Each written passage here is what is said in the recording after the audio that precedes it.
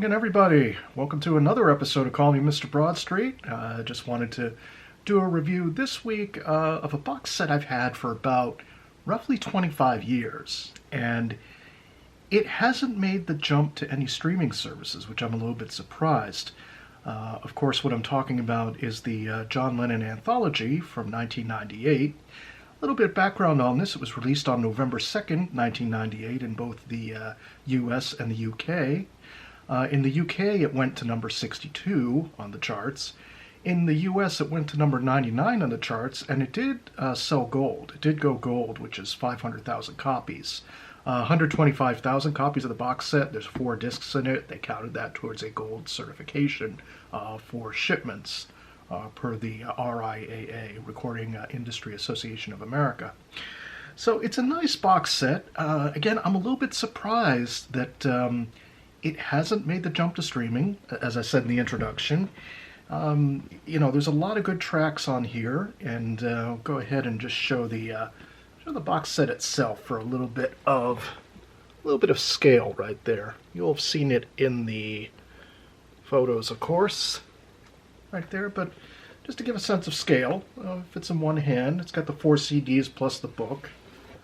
First of all, the packaging is very nice. It's very sturdy packaging, and you have there is actually a that's a nice picture right there. John from 1971 from Recording of Imagine. I think that's probably from the video. Facsimile of handwritten lyrics. And with the set itself, so you get the you get that right there. I'm just going to see if we can focus on that for a second. There we go.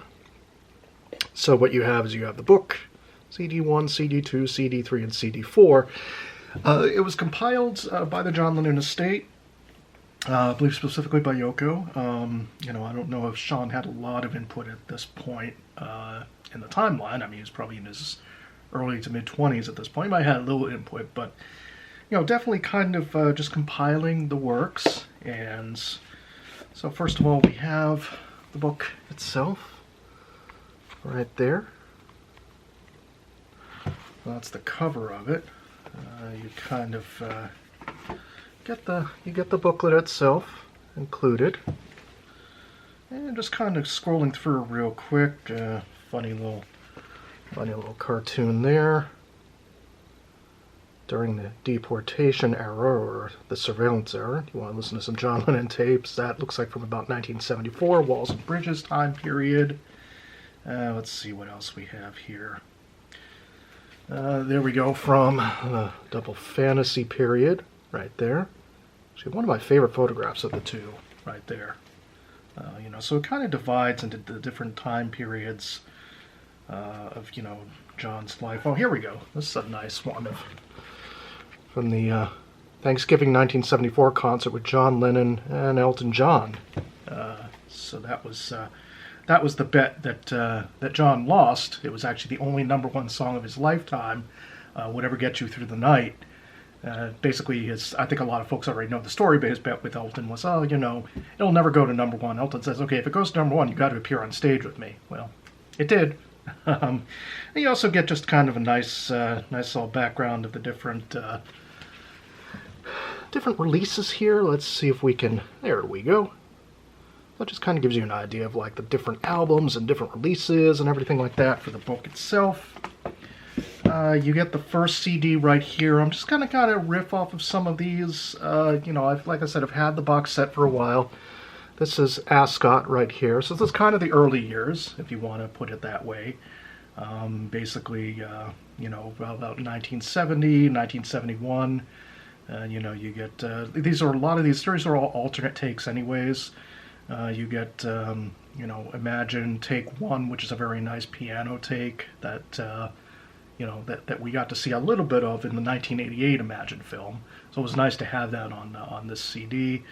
Alternate take of How Do You Sleep. It's, just some nice material on this one here. This is probably the one I listen to the least, but, again, you want to have the whole, you basically want to have the whole of his career. You get the second CD right here. Just the New York City time frame. Again, this is kind of the 1972 era, 1973 Mind Games, going into that. So, again, just come together, the live version, which is nice, which I wish we would actually have that 1972 concert released. Kind of some alternate lyrics, alternate takes. You get I'm the Greatest, which Ringo actually recorded for the Ringo album, but this is John's guide vocal on this version right here. You get the third disc. This is kind of the Lost Weekend period. So, lasted from about 1973 to 1975. You get What You Got. You got Whatever Gets You Through the Night, kind of a nice studio take on there. You get a whole bunch of stuff from the rock and roll album. You get that. You get a little parody of Yesterday. It's like a little 34-second parody, and I remember at the time this was released, kind of a big deal was made in the press about it, but really it's just John kind of riffing on Yesterday. Just kind of riffing, and then, okay, on to the next thing. You do get some good stuff from the Walls and Bridges sessions as well. Move Over Miss L, that's always been one of my favorite B-side tracks. That's only available on the John Lennon collection from 1982. That's also not streaming, the official studio version, at least as of the date of this video. So a lot of good stuff here. And then finally we get the Dakota. Now I always loved this portrait right here. It's kind of from 1979. That's John, that's Sean.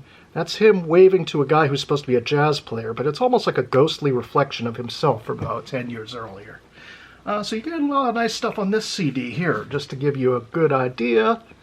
There we go. Yep, so you get a lot of stuff from the Double Fantasy Milk and Honey sessions. You get Serve Yourself, which is kind of a controversial song. That's John Lennon's answer to Bob Dylan's Gotta Serve Somebody. With both of those songs, I got to hear Serve Yourself first. It's expletive laden, it's kind of just one of those home demos, John's just riffing on the song.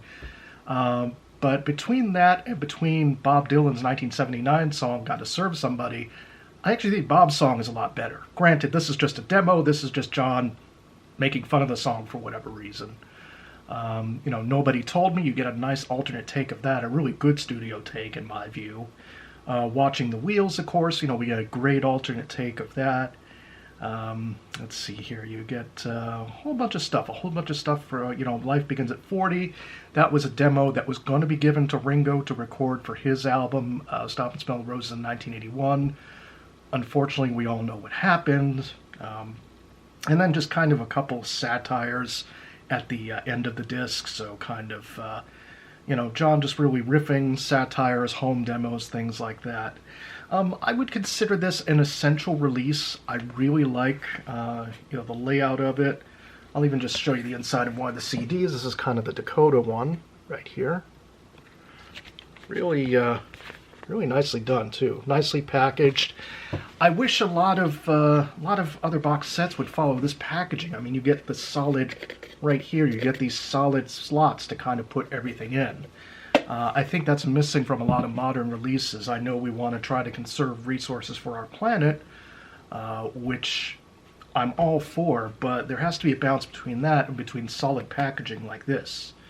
Give me solid packaging any day. If I want to take it out, I can take the disc out without worrying about it getting scratched or something happening to it. But that's just kind of like a very brief overview. I recommend if you find this anywhere, definitely pick it up. And again, I think the smart thing to do with this, and a no-brainer, would be put this out there on streaming. I think a lot of folks would love it to have it for streaming, much like a lot of McCartney tracks that got released as part of the singles box set. To have these alternate takes would really be nice. And of course, just some final thoughts on the box set itself. As I've mentioned before, obviously very essential, to have in the digital format. These takes again would be good as part of a digital release, much like with the McCartney singles box set, which was issued on vinyl as well as digitally, and to have that availability. A wonderful set, pick it up. I highly recommend anywhere you can find it, any place you can find it. online. I don't think they're super expensive. I don't know how common they are. I happen to pick this kind of as a secondary one just to have to kick around, besides the first one that I used for the photos as a better display for those photographs. So that's really it. I hope everybody's doing well, and if you're enjoying the content, please make sure to just give a thumbs up, like, and subscribe. Thank you to all the new subscribers, and of course to all the current subscribers, everybody for following me along during this time. For the next video, I'm hoping to delve into the 30th anniversary of Off the Ground. I can't believe it's 30 years already. I'll be putting that up as the next entry in the continuing journey. So I just wanted to say that, and also real quick, a couple quick shout outs. First of all, to Tudor Spliff for noticing in my last video, yes, it was Stuart Sutcliffe that was actually the first casualty of the Beatles, sadly. The first one to pass away in the Beatles story. And then Brian Epstein, and then we know the rest, unfortunately. Also to Ken Michaels for recently having me on his show. Again, Ken, thank you so much. It was really an honor. To Glenn from the Weaklings, that was a lot of fun to chat with you on that same show. And Darren DeVivo, co-host of Things We Said Today podcast.